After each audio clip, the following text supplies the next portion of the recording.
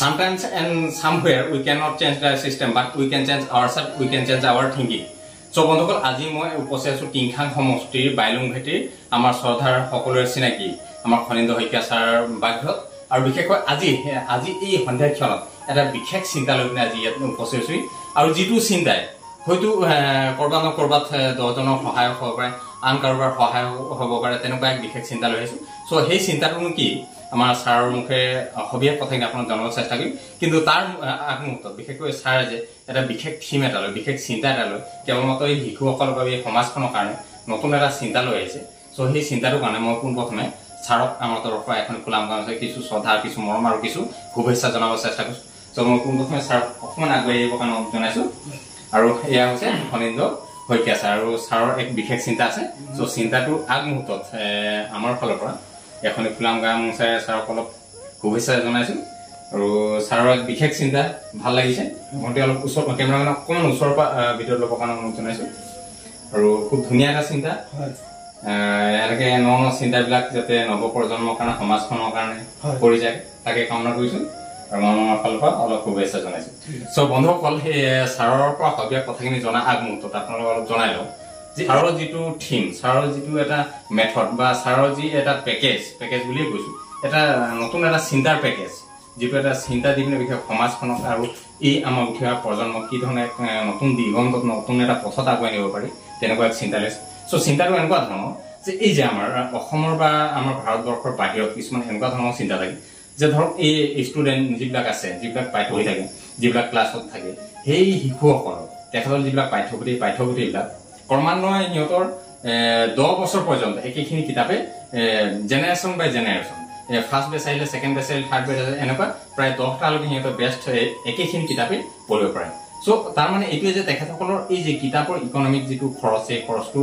কৰবাৰ আহি হয় আৰু বিশেষকৈ একেবাৰে যিটো প্ৰিণ্টেড সেইখিনি যথেষ্টখিনি দিনৰ অৰ্থাৎ 10 বছৰলৈকে নিব পৰা যায় তো তেনেকুৱা ধৰণৰ বহুতখিনি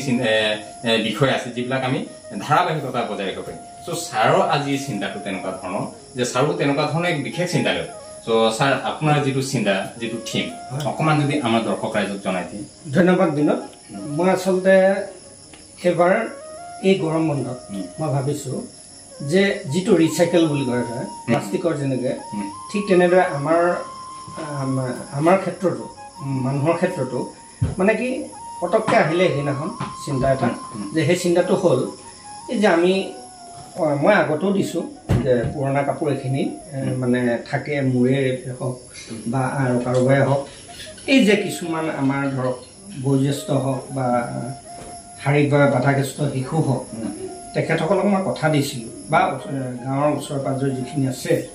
অকণমান মানে কম উপাৰ্জন মই দৰিদ্ৰ ৰেখাৰ তলৰ এই শব্দটো কেতিয়াও ব্যৱহাৰ নকৰোঁ আৰু সেইটো নাপায়ো আৰু এই ভিডিঅ'টোৰ পৰাই কৈছোঁ মানুহক কেতিয়াও মনত আঘাত দি সেই কথাটো এই দৰিদ্ৰ ৰেখাৰ তলৰ বা বিল' পভাৰ্টি লাইন এই শব্দবিলাক ইউজ কৰিব নালাগে আমি কম যিহেতু কম উপাৰ্জন থকা সেই কম উপাৰ্জন থকাৰ হেতুকে কিছুমান ল'ৰা ছোৱালীয়ে মাক দেউতাকে হয়তো ইচ্ছা স্বত্বেও দিব নোৱাৰে তো সেইকাৰণে মই ভাবিলোঁ প্ৰথমতে মোৰে সন্তানৰ যিখিনি আছে বোলে সেই মানে ধৰক সৰু হৈ গৈছে কাপোৰখিনি ছুটি হৈ গৈছে বা মোৰ বেটিৰো কাপোৰখিনি ছুটি হৈছে সেইখিনিকে য'ত কম উপাৰ্জন থকা ল'ৰা আছে তাত জুলাই মাহত আমি যেতিয়া গ্ৰীষ্মকালীন শিবিৰ আয়োজন হ'ব ইতিমধ্যে অফিচিয়েল হিচাপে আমি বিদ্যালয়ত আৰম্ভ কৰিলোৱেই কিন্তু ইয়াৰ পিছত যিটো এটা NGO হিচাপে তুমি আছে নন গভৰ্ণমেণ্ট অৰ্গেনাইজেশ্যন হিচাপে মই চিন্তা কৰিলোঁ তোমাক লৈ বা আমাৰ জগদীশ দাক লৈ বা যিবিলাক শুভাকাংক্ষী আছে যেনে অমৰ আছে বা মোৰ স্কুলৰ ষ্টাফেই হওক যদি সিহঁতেও সহায় সহযোগ কৰে যদি নকৰিলেও তথাপি মোৰ ফালৰ পৰাই মই প্ৰথম পদক্ষেপ ল'ম সেই কম উপাৰ্জন থকা ছাত্ৰ ছাত্ৰী বা দেউতাকসকলক কিছু মানে পোচাক দিবলৈ তো সেইটোৱে মোৰ থিমটো আছিলে গতিকে মই ভাবিছোঁ গতিকে সেই কামটো কেনেকৈ হ'ব মোৰ এতিয়া হয়তো নিজক মানুহে পিছফালে নেদেখে কাৰণে ভালেই বুলি ক'ব গতিকে সেই চিন্তাধাৰা মানে আগবাঢ়িছোঁ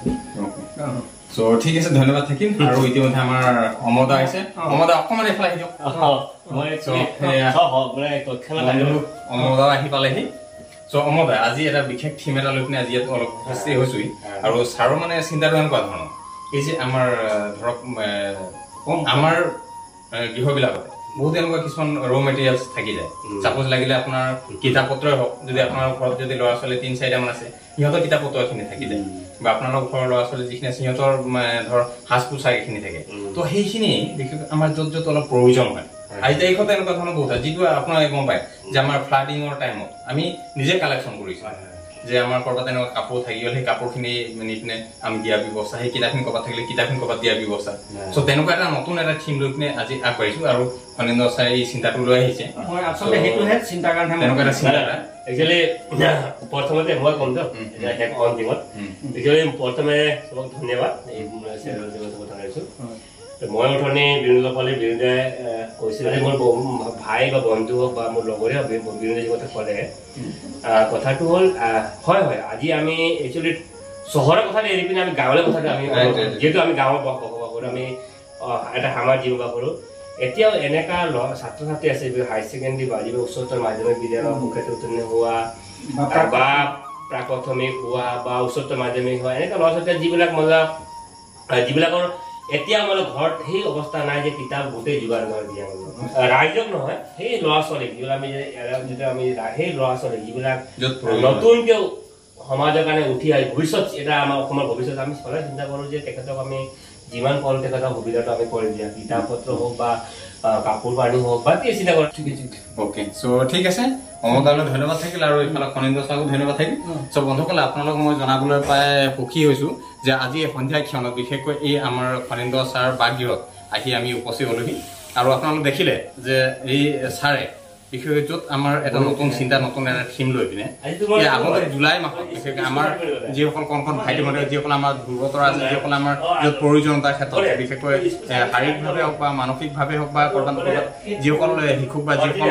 যুৱক যুৱতীক বা যিসকল আপোন মানুহখিনি যিসকল সুন্দৰ মনৰ মানুহখিনি যিখিনি প্ৰয়োজন সেই প্ৰয়োজনীয়তাখিনি আমি কি ধৰণে